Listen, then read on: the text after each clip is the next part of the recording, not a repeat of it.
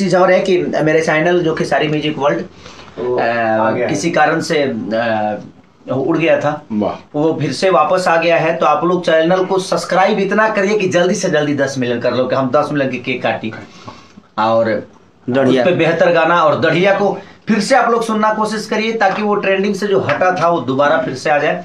तो आप जल्दी लाइए और जल्दी प्यार दीजिए। और सारेगामा वाला जो मुर्गिया वाला गाना है वो कमाल का है, उसको भी खूब प्यारे कि जो गड़ही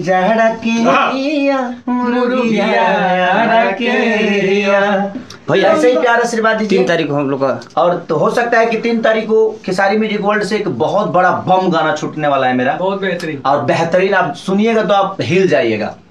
मेरा बेटा का ही स्लोगन है, हिल जाइएगा।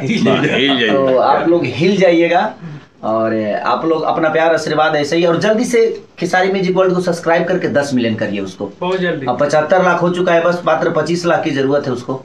तो जल्दी आप लोग जुड़िए और जल्दी से उसको सब्सक्राइब करिए। Love you.